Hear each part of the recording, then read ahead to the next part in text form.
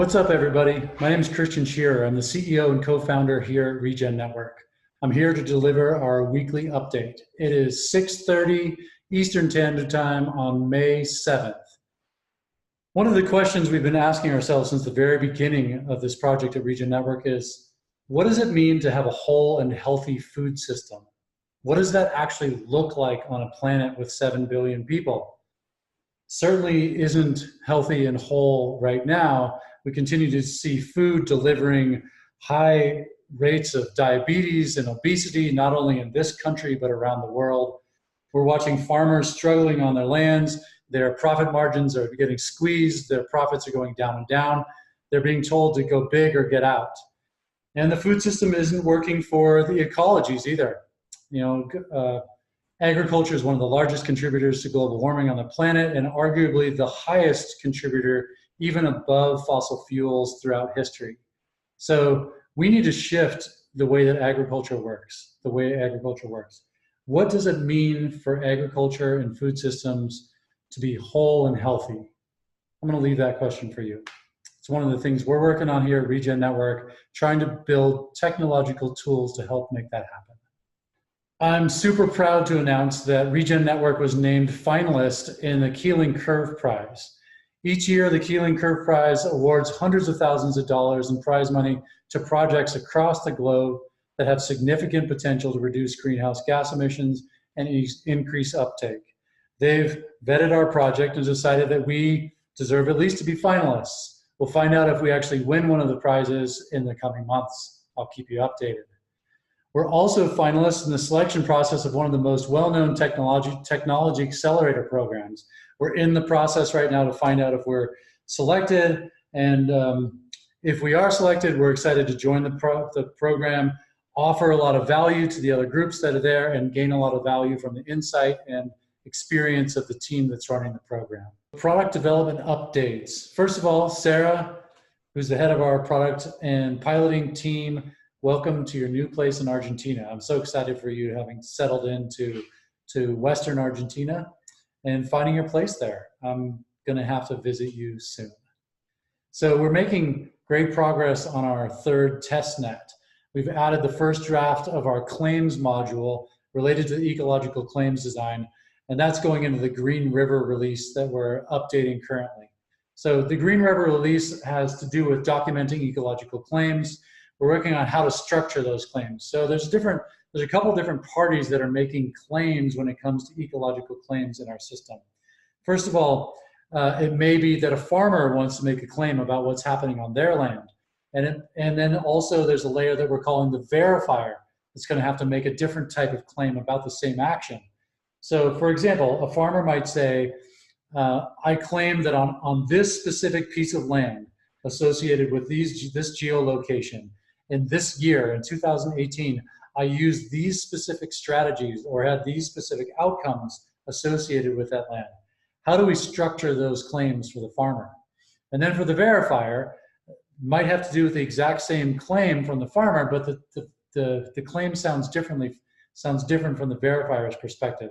So the verifier might say something like, based on Regen Network's 2019 no-till protocol, using the Sentinel satellite data input, we have a 99% certainty that this farmer was in fact using no-till strategies, something like that. And then we're also working on how can we visualize those claims? So using different mapping functions, using different layers like GIS layers that users can turn on and off. We want to visualize the fact that this claim has real meaning for the world and actually represents real world impact. Another super exciting thing that we're working on, and specifically that Aaron Kralius, our CTO, is working on, is something called the Live Upgrade module. And he's looking to get that merged upstream into the Cosmos SDK as well. What that means is basically once this module is integrated and the pull request is merged into the main code at the Cosmos SDK, the Cosmos community won't have to pause the net and actually essentially create a new blockchain for every upgrade. They'll be able to create upgrades in a live mode, which is pretty exciting and of huge value to the whole community. It's going to be of value to us as we're operating our chain. It's going to be valuable to the Cosmos community and all the other nodes that build onto the Cosmos chain. Aaron also had another fairly substantive pull request merged into the Cosmos SDK this last week.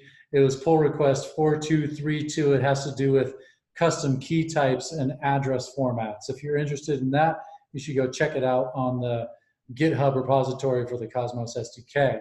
Nice job, Aaron. That's awesome. We as a community building on top of the Cosmos SDK feel so good about contributing not only to the functionality that we need, but also to the functionality that Cosmos and all the zones coming thereafter will need. So awesome work, Aaron, on having that. In addition to the progress we're making on our product, a bunch of great writing has come out these past couple of weeks as well. Check out our Medium feed for that. I added a post called The Lineages of Regenerative Ag that really builds on Ethan Soloviev's work.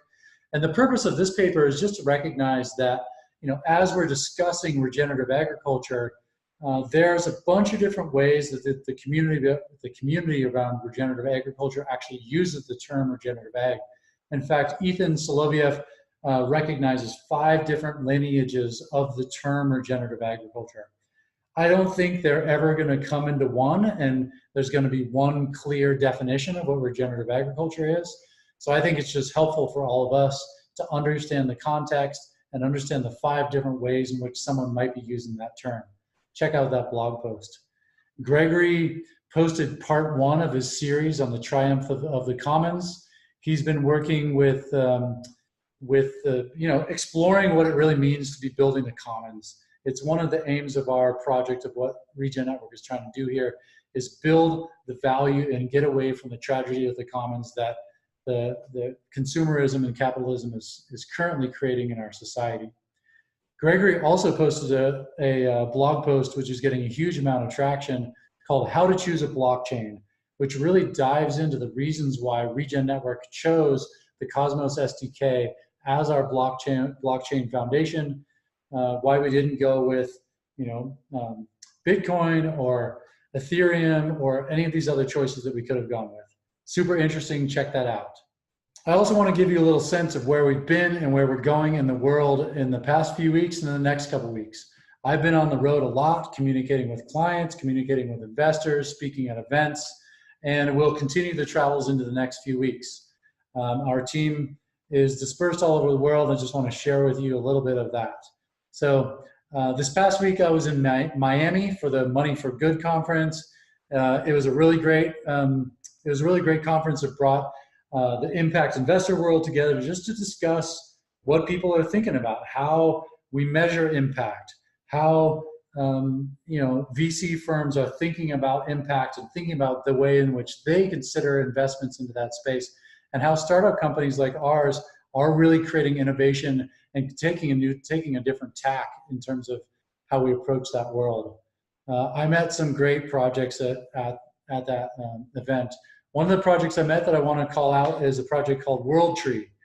WorldTree is a timber investment operation, which usually I'm not, bullish on timber projects, but they're doing some cool stuff. They're working primarily with the Paulownia family, which is also called the Empress tree, which I learned is the fastest growing tree in the world. It's actually in the Guinness Book of World Records for growing the fastest tree in the world.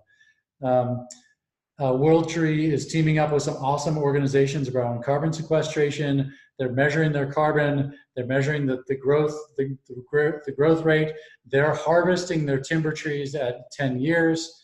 And it's a really incredible model. You should look into it. It's at www.worldtree.info. Check it out. Pretty cool. I'd like to see if we can partner with them around verification of ecological outcomes and work with them on shifting their practices towards more ecological friendly practices. Another person I want to call is Terry Malner, which I really had a great time connecting with Terry this last week.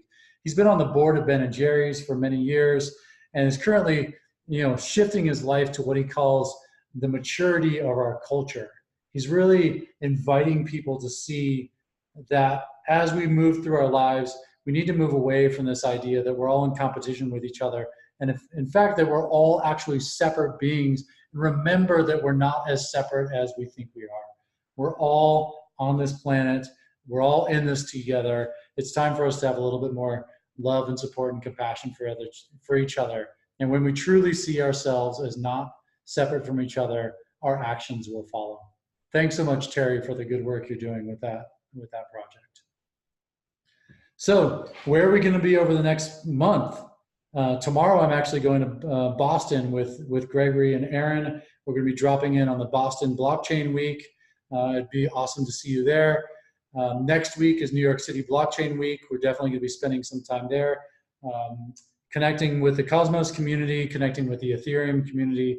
I would love to see you. We have a big announcement to make in New York about a partnership with a organization that's working on the protection of native forests in Central and South America. I don't want to share their name because the big announcement is happening next week, but please join us for that in New York City.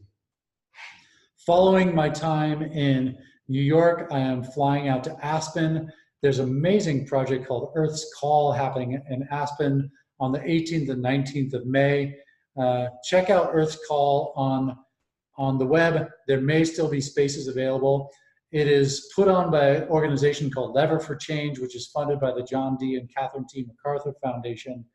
And they're really trying to pull together innovators and leading thinkers in this space. It's all about funding innovative solutions in the fight of climate change. So yeah, we're excited to contribute our voice, contribute our technology, and be present for that space. Thank you to John D. and Catherine T. MacArthur Foundation for paying for our stay and our involvement in that program.